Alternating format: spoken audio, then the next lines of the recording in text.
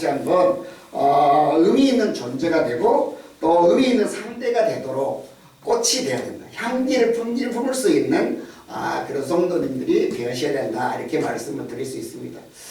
저는 강서구에 있는 그리스도 신학대학이라고 있습니다. 지금은 이제 강서대학으로 이름이 바뀌었어요. 거기에 이제 제가 1학년 때 교회 행정학을 공부한 때가 있었습니다. 지금은 구로 순복음교회 담임 목사님이셨던 김경철 목사님이 저희들의 은사였습니다. 그래서 그분이 가르쳤는데 지금은 아홉길 교회로 바뀌었습니다. 아홉길. 이제 구로동 그 이름을 아홉길로 이렇게 바꾸셔가지고 이렇게 지금은 다른 목사님이 이제 섬기고 계시는데 거기에 이제 저희 육촌노님 또 우리 김선은 장로님과 또 이영수 권사님이 거기에 재정 장로님 집사님으로 봉사하고 계십니다. 그래서 그런 은혜도 있고 제가 이제 저기 주월 그리스도의 교회라고 파주에 주월 그리스도의 교회에서 5년 동안 단독 목회 농촌교회를 하고 하곡에 있는 하곡교회에 와서 이제 부목사를 하고 그리고 난 다음에 이제 5년 동안 목회를 했는데 부교육자로 섬겼는데 여기서 더 목회를 더 해야 되나 아니면은 다른 길을 찾아야 되냐 이렇게 생각을 하고 수부 오산리 기도원에 40일 금식 기도하고 제가 2023년도 1월 1일자로 성산동 그리스도인에 와서 지금 섬기고 있습니다. 지금 22년째 지금 섬기고 있습니다. 그래서 그런 은혜가 있고 또 순복음교회 생각하면 우리 그때 당시에 우리 김 목사님 있잖아요. 김상원 목사님 하얀 머리 이렇게 있으신 그 김상원 목사님이 또 우리 그리스도의 교회 본래에서 섬기시다가 순복음교회로 가셔서 기도원 원장도 하시고 그쪽에 있는 원당 교회도 섬기셨던 걸로 제가 생각이 됩니다. 그런 의미 속에서 다시 한번 하나님의 말씀 묵상하고자 합니다. 이렇게 이제 새해가 되면서 시를 한번 읽어드리도록 하겠습니다.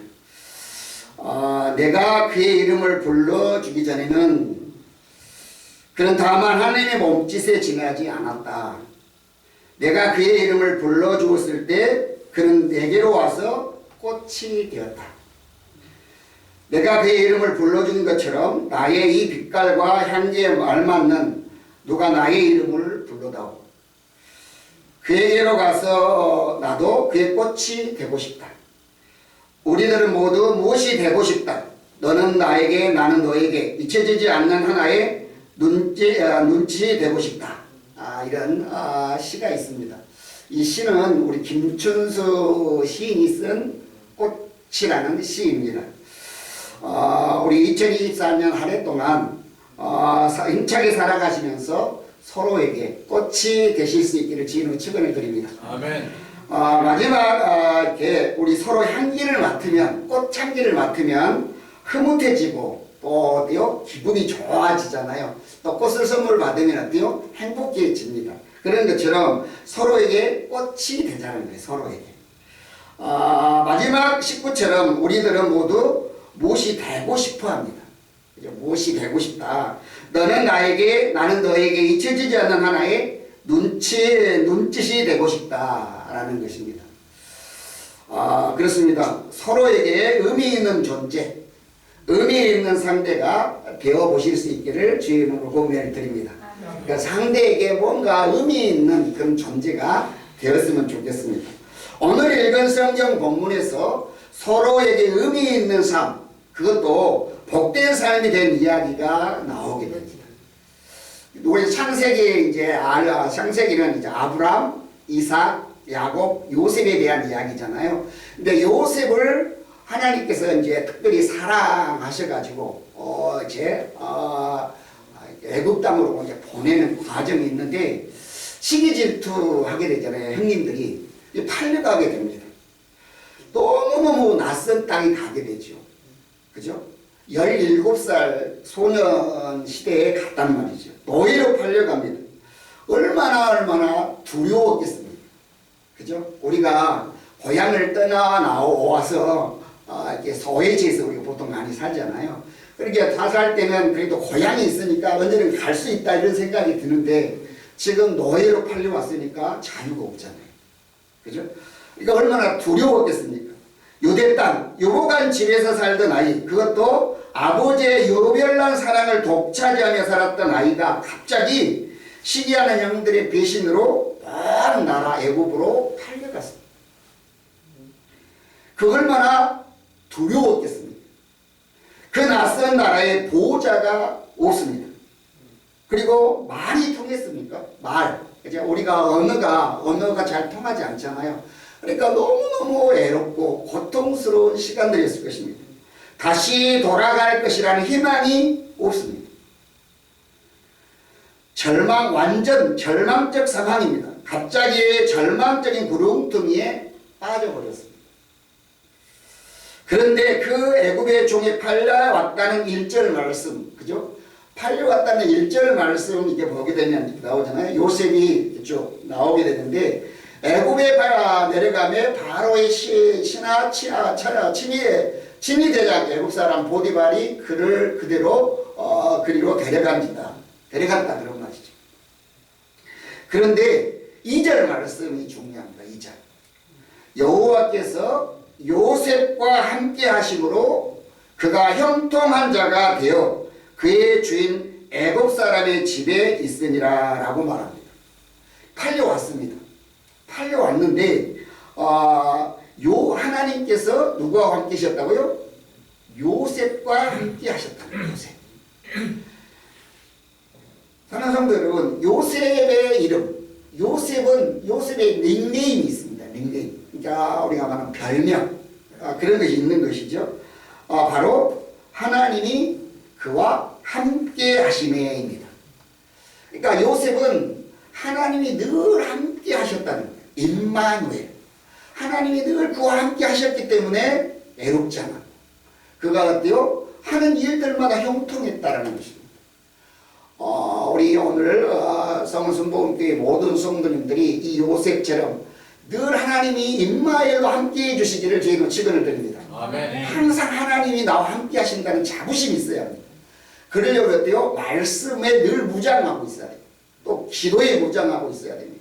그다음에 이렇게 늘 뜨겁게 찬송으로 어때요? 무장되어 있어야 됩니다.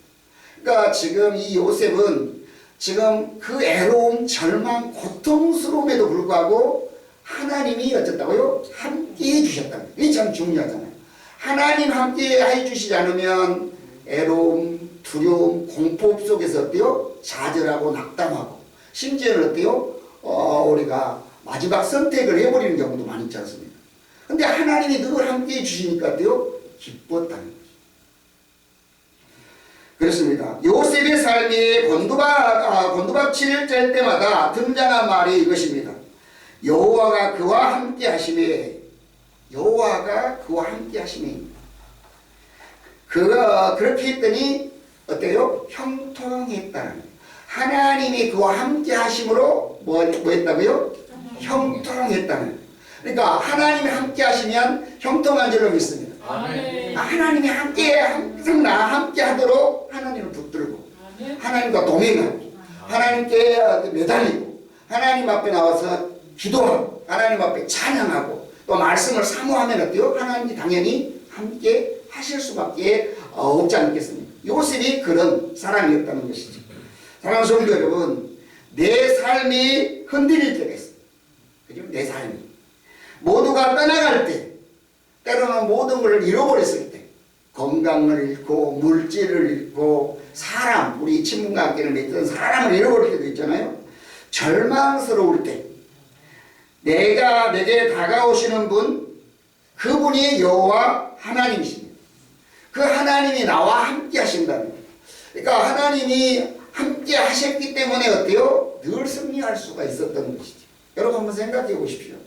우리의 삶에는 늘 어때요? 좋은 일만 있는 것이 아닙니다. 우리가 올해는 366일입니다. 이제 오늘 하루가 지나갔으니까, 어제 지나갔으니까 이제 365일 우리가 살아가게 될 텐데요. 365일 동안 늘 하나님이 우리와 함께 하심으로 말미암아 승리할 수 있고, 그럴 때 어때요? 그렇게 살아갈 때도 어떠냐? 실패할 때가 있습니다. 낙담할 때가 있잖아요. 시험될 때가 있습니다. 그렇지만 어때요? 그걸 생각할 때마다 어때요? 요셉을 생각하시기를 주의 이름으로 권면을 드립니다. 아멘. 요셉이 어때요? 하나님이 나와 함께 하셨기 때문에 낙망하거나 절망하거나 좌절하거나 낙담하지 않았다는 것입니다. 그렇습니다. 그곳이 종살이 하는 곳이든 심지어는 옥이든 감옥이든 먼 애국이든 어디든지 하나님은 나와 함께 하신다. 늘 나와 함께 하신 하나님. 그 하나님을 우리가 믿고 지금 믿음 생활하는 것이잖아요. 그죠? 하나님이 나와 함께 하신다는 확신. 나의 형편을 아시고 계신다는 것을 우리가 믿기 때문에 하나님 앞에 나와 기도하고 예배드리잖아요. 그렇습니다. 하나님은 결코 나를 떠나지 않으십니다. 내가 넘어집니다.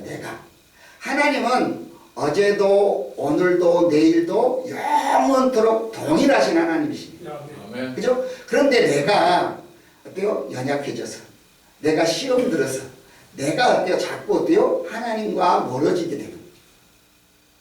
그렇습니다. 종종 나는 그걸 느낍니다. 사랑하는 성도 여러분, 우리들은 때로는 어때요? 하나님이 나와 함께 하신다는 것을 느끼며 살아갑니다. 목회할 때도 어때요? 항상 기쁘고 좋은 일만 있습니까? 성도가 아프고 성도가 교회에 잘 나오지 않고 삶이 잘 안 되고 그러면 어때요? 너무 힘들어합니다. 목회자다. 우리 옥목사님도 그러실 거 아니겠어요? 성도님들이 잘 되면 좋은데 살다 보면은 여러 가지 형편이 있다 보니까 아프고 힘들 때가 있잖아요. 그러면 어때요? 내가 정말 목회를 잘못한 거 아닌가? 내가 이렇게 막 더 잘해야 되는데 내가 잘못해서 그런 거 아닌가? 이럴 때가 있단 말이죠. 이렇게 하나님 전에서 지쳐 기도할 때 하나님께서 뒤로부터 나를 포근히 안아주시는, 아무 말 없이 그냥 말 없이 나를 안아주시고 함께해 주시는 것을 느끼게 될 때, 그래서 어때요? 저도 주님밖에 없어요 라고 속삭이게 되죠. 그런 맛에 결국은 어때요? 목회를 쉬지 않고 할 수 있습니다. 또 우리들도 어떤 직분을 감당할 수 있는 것이죠. 사랑하는 성도 여러분, 여러분은 삶이 힘들 때 어디서 이런 위로를 받고 힘을 얻으십니까? 주의 전에 나와서 기도하지 않으면서 어디서 이런 격려를 받으시려고 하십니까? 때로는 휴대폰을 들고 이 사람 저 사람에게 전화하면서 받으실까요? 아니면 여기저기 돌아다니시면서 그런 위로를 찾고 있습니까? 내 삶이 힘들 때 곤두박질 쳐질 때 성도는 하나님 앞에 무릎을 꿇는 것입니다. 그죠? 하나님 앞에 겸손하게 나와서 하나님의 세미한 음성을 듣고 또 말씀을 읽으면서 사무엘이 하나님의 음성을 들었던 것처럼 들을 수 있는 것입니다. 기도하고 찬송할 때 내 마음에 성령의 충만한 은혜를 누릴 수 있는 것입니다.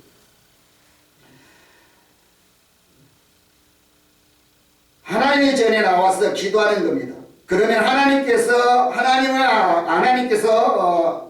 우리와 함께함을 느끼게 되고 또 그때 하나님께 다시 내가 생명을 얻게 된다는 것이죠. 하나님이 그와 함께 하심에 그가 형통하였다라는 그 역사가 일어나게 될 줄 믿습니다. 아멘. 그렇잖아요. 지금 요셉이 얼마나 힘든 그런 과정입니다. 그런데 하나님 앞에 기도하고 하나님 나와 함께 해주신 것을 느끼니까 어때요? 늘 형통함을 누릴 수 있었던 것입니다. 2024년도 새해에 우리 성복음교회 모든 성도님들이 하나님이 함께 해주시고 그 함께 하심을 통해서 형통함을 누리실 수 있기를 다시 한번 주의 축원을 드립니다. 아멘. 그러기에 우리가 주목할 말씀은 3절 말씀입니다. 3절. 그의 주인이 여호와께서 그와 함께 하심을 보며 이렇게 이야기하잖아요. 그러니까 잘 생각 없이 그의 주인이 누구입니까? 보디발이잖아요. 그 보디발이 여호와께서 그와 함께 하심을 보며, 그럼 그가 함께 하신 걸 누구로 말합니까? 요셉이잖아요. 보디발이 찬찬히 어때요? 요셉의 삶을 지켜보니까 하나님이 그와 함께 하신 것을 보았다는 거죠. 아멘. 그죠? 그렇기 때문에 어때요? 그의 범사가 형통하심을 보았더라. 요셉이 하나님이 함께 하신 것을 보고 어때요? 범사에 형통하게 하심을 보았더라. 이렇게 기록하고 있습니다. 주인 보디발이 여호와께서 요셉과 함께 하심을 보았다는 거예요. 대단한 거잖아요. 그러니까 요셉이 그런 믿음을 하고 정말 헌신하고 충성을 다하는 것을 보면서 보디발이 뭘 알았다고요? 하나님을 알았다는 거예요. 하나님. 요 보디발은 아직 하나님에 대해서는 잘 모르잖아요. 하나님이 누군지, 요셉이 있는 하나님이 누군지를 몰라요. 그런데 그 요셉이 정말 하나님이 함께 하시는 것을 보고 요셉이 지금 믿고 있는 그 하나님이 대단한 하나님이시구나 라는 것을 알았다는 거예요. 왜요? 형통했기 때문에. 그렇습니다. 사랑하는 성도 여러분, 보디발은 어떻게 여호와가 요셉과 함께함을 보았을까요? 그는 애국 사람으로 여호와를 모릅니다. 그죠? 애국 사람이기 때문에 잘 몰라요. 이방 신들, 애굽에 가보면, 녹소해라든지 이런 데 가보면 어마어마하게 많은 신들이 많습니다. 그죠? 그런데 하나님에 대해서는 잘 모른다 그런 말이죠. 여호와 하나님은 아직 알려지지 않는 신입니다. 그 보디발에게는. 또 애굽 사람들에게는 하나님이 누군지 잘 모릅니다. 요셉 시대보다 400년 후 사람이었던 애굽의 통치자 바로에게 모세가 여호와 하나님이 당신의 백성을 보내라 하셨다 하자 바로가 이렇게 말하잖아요. 출애굽기 5장 2절 말씀입니다. 출애굽기 5장 한번 읽어볼까요? 시작. 바로가 이르되 여호와가 누구에게 내가 그의 목소리를 듣고 이스라엘을 보내겠느냐 나는 여호와를 알지 못하니 이스라엘을 보내지 아니하리라 이렇게 이야기합니다. 그죠? 400년 뒤 사람도 여호와를 알지 못했는데 무슨 재주로 보디발이 여호와를 알 수 있었겠습니까? 그죠? 어떻게 알 수 있었겠습니까? 그런데 평상시 요셉은 애굽인들과의 다른 면을 보여줬다는 거죠. 다른 면을 보여줬어요. 어떻게요? 그는 수시로 여호와 하나님께 기도하였을 것입니다. 그죠? 자기가 믿는 하나님, 자기와 함께 계셨던 그 17살까지 살았던 그 삶의 터전들 속에서 아브라함, 이삭, 야곱이 보여줬던 그 신앙, 그 유산을 어때요? 알고 기도했을 것입니다. 늘 요셉은 여호와여 여호와여 했을 것입니다. 하나님 하나님 하고 불렀을 것입니다. 5만 가지 신들이 난무했던 애굽에 살던 보디발, 신이 있었음을 아는 사람이었습니다. 신은 존재한다. 그죠? 이런 신은 존재한다고 알았고 있었을 텐데 그 요셉이 여호와여 야훼 하나님 이렇게 막 부르는 것을 듣지 않았겠어요? 잘 보고 들어보니까 뭔가 달라 세상 사람은. 그러니까 어때요? 그걸 보고 하나님에 대해서 점점점 젖어 들었을 것이라는 거죠. 그런 보디발이 자기 집 종 중에 요셉이라는 종이 특이한 모습, 늘 여호와 하나님을 찾는 모습을 보며 저 녀석의 신은 여호와이구나 라고 했을 것입니다. 차차 그 이름 여호와에 젖어서 이제 살아가지 않았겠습니까? 그리고 그 여호와가 요셉과 함께함을 느꼈을 것입니다. 그만큼 요셉의 삶의 중심에 여호와가 자리 잡고 있었고 요셉은 그 여호와 하나님께 신실하였다는 것입니다. 우리가 여기서 배워야 할 것은 신실함입니다. 우리가 세상을 살아가다 보면 신실함을 놓쳐버린 것이 너무 많습니다. 우리가 한국 교회의 지금 위상이 실추됐잖아요. 우리가 이제 130년, 140년, 150년을 향해 달려가고 있습니다. 한국 교회가. 그런데 우리 신앙생활을 할 때만 해도 교회가 그랬습니다. 그런데 요즘은 어떻습니까? 자녀들한테 너 학원 가라 그러잖아요. 왜 이렇게 됐습니까? 초심을 잃었다는 거죠. 초심을. 왜냐하면 우리가 그 하나님을 향한 신실함을 잃어버리고 타협합니다. 물질에 타협. 세상에 타협하고 살다 보니까 어때요?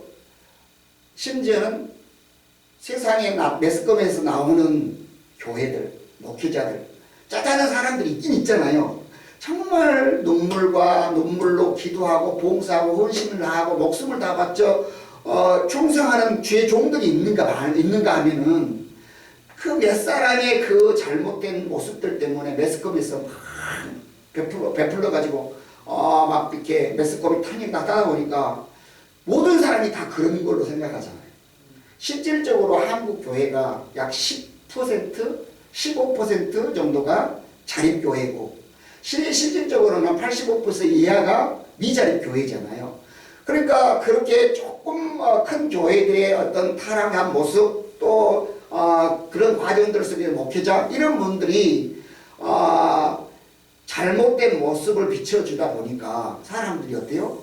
오히려 이제 세상 사람들이 교회를 걱정하는 시대가 되어버린 거예요. 그러다 보니까 어때요? 당신들이나 잘하세요. 이렇게 지금 말하는 상황이 됐고 또 인구의 절벽이 왔지 않습니까? 우리 세대들은 보통 우리 부모님 세대들이 8남매, 많은 10남매 이렇게 길러가지고 이렇게 우리가 부강한 나라를 만드는 일에 미랄들이 됐고 정말 부모님들의 그 눈물과 땀으로 정말 자녀들이 잘 양육되고 또 우리의 삶의 터전들이 이렇게 형통케 되었는데 지금은 우리 다음 세대들은 하나님 없이도 잘 살 수 있다는 교만에 빠져 있습니다. 그죠? 기도하지 않습니다. 그러니까 당연히 있는 줄 압니다. 그죠? 우리 자녀들도 보더라도 당연히 집에 가면 모든 것들이 다 갖춰져 있잖아요. 그러니까 당연히 있는 줄 알고 가난을 모릅니다. 그러다 보니까 어때요? 타협하게 됩니다. 세상이 더 많은 걸 줄 줄로 알고 적당하게 타협해 버린다. 이게 지금 한국교회의 큰 문제이지 않습니까? 그렇습니다. 사랑하는 성도 여러분, 저는 한국교회가 잘못하는 것이 하나 있다고 생각합니다. 전도해야 한다 하면 무조건 나가서 예수 믿으세요? 교회 가서 우리 함께 천국 갑시다 이렇게 늘 말하잖아요. 예수 믿고 천국 갑시다. 또 예수 믿으세요 라고 해야 한다고 생각합니다. 물론 그렇게도 전도가 이루어지지만 성경이 말하는 전도는 말로 하는 전도가 아니라는 것이죠. 성도가 성도답고 교회가 교회다울 때 세상 사람들이 그 속에서 예수를 보고 하나님을 믿고 믿음의 세계로 이끌려 나오는 것이죠. 그게 전도입니다. 생활은 엉망인데 말로만 전도하는 게 웃기지 않습니까? 우리는 어떻습니까? 제 2024년도 우리 스스로 한번 점검해 보면 나는 우리 자녀들에게 나를 알고 있는 사람에게 너는 그리스도이냐 예수쟁이냐 라는 말을 듣습니까? 아니면 이렇게 뭔가 좀 부담 느끼는 그런 모습으로 우리가 신앙생활하고 있지는 않습니까? 한번 점검해 볼 필요가 있습니다. 우리들의 삶 속에 예수 그 중심에 예수님이 자리 잡고 있어야 합니다. 세상 사람들이 예수님을 평상시에 보여줘야 된다는 거예요. 우리가 꽃이 됩시다 제가 말씀드렸잖아요. 우리가 사도 바울이 말했던 것처럼 우리는 향기다 이런 표현을 쓰고 사신이다 이런 표현을 쓰고 이렇게 말씀을 하잖아요. 편지다 이런 표현을 쓰지 않습니까? 그런데 우리가 정말 예수의 향기처럼 그 향기를 뿜어내면서 예수를 믿고 있는가? 한번 생각해 보아야 할 필요가 있습니다. 사랑하는 성도 여러분, 이 보디발은 요셉에게서 여호와 하나님을 보았다라고 말하잖아요. 그것은 어때요? 거기에 신실함이 있었다는 것입니다. 그런데 그런 보디발이 본 것이 하나 더 있습니다. 3절 말씀 다시 한번 보십시다. 또 여호와께서 그의 범사에 형통하심을 보았더라 이렇게 이야기합니다. 범사에 아주 중요해. 범사에 감사하라 이렇게 말하잖아요. 근데 우리가 범사에 형통하심을 보았더라 라고 이 보디발이 요셉을 평가하고 있습니다. 하나님께서 요셉이 하는 모든 일을 잘되게 하셨다는 것입니다. 그걸 보디발이 보았습니다. 사랑하는 성도 여러분, 요셉에게 맡긴 일들은 영원히 잘 됩니다. 그죠? 요셉에게 모든 것을 맡기기만 하면 잘 되는 거예요. 도대체 무엇이 그 비밀일까 하여 살펴본 결과 요셉이 여호와 하나님께 충실하고 그 여호와 하나님이 요셉에 하는 모든 일에 복을 주시는 것을 보았습니다. 불신자인 보디발이 그걸 느낄 정도로 보았다는 거예요. 볼 정도로 신실했고 충성하는 모습이 그에게 있었다는 것입니다. 사랑하는 성도 여러분, 이 세상에서 우리 그리스도인의 삶은 이래야 되지 않을까요? 요셉이 보디발이 딱 보니까 야, 어떻게 이 지금 노예로 팔려와가지고 다른 사람은 슬퍼하고 낙담하고 좌절하고 분되고 막 원통해 하는데 그런 것이 아니고 늘 자기에 맡겨진 일에 신실하고 하나님 앞에 눈물로 기도하고 봉사하고 모든 것이 어때요? 정말 하나님 앞에나 사람 앞에 신실한 모습. 이게 어때요? 보디발을 감동시키게 한 모습을 보고 하나님이 그를 형통케 하시는 것을 보았다라는 것입니다.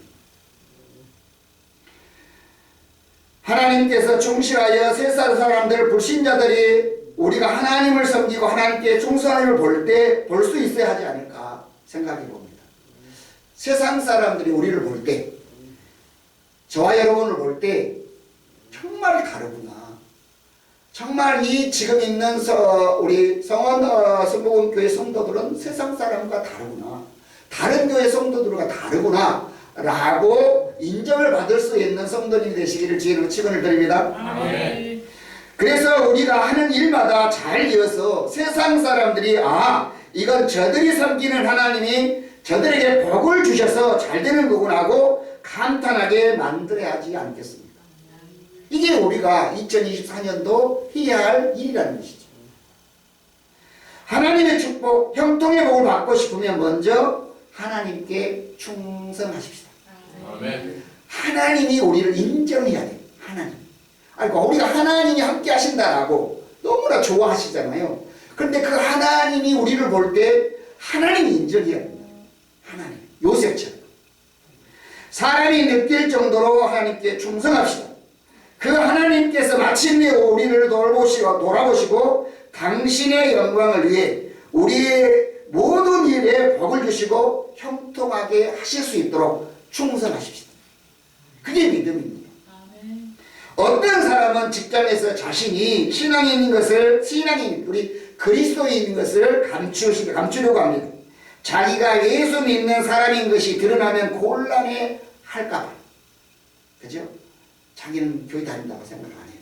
또 정말 우리가 시작할 때 가서 간절한 마음으로 오늘 하루를 하나님께서 책임져 달라고, 또 자기가 하고 있는 맡은 일을 잘하게 해달라고, 또 우리가 함께 지금 있는 이 직장 동료들이 정말 예수 다 믿게 해달라고 그렇게 기도하면서 시작을 해야 되는데 다른 사람이 올라가봐 전혀 기도하지 않고 예수 안 믿는 것처럼 행세한다면 그건 어때요? 진정한 그리스도인이 아니지 않겠습니까? 기도하는 건지 자기를 수련하는 건지 명상하는 건지 표 안 내려고 하는 이들도 있습니다. 이런 이들이 수십 년간 사귀어도 기도하는 것 한번 볼 수 없고 성경을 보는 것 한번 볼 수 없어서 나중에 그가 교회에 다니는 사람인 것을 알게 될 때 모두가 놀라겠죠. 만약 내가 하나님이라면 그런 사람에게 그 거룩한 복을 주실 수 있을까요? 어떻게 생각하십니까? 사랑하는 성도 여러분, 우리가 잘 암송하고 있는 시편 23편 3절 말씀 한번 읽어보실까요? 내 영혼을 소생시키시고 자기 이름을 위하여 의의 길로 인도하시는도다. 이렇게 말씀하시잖아요.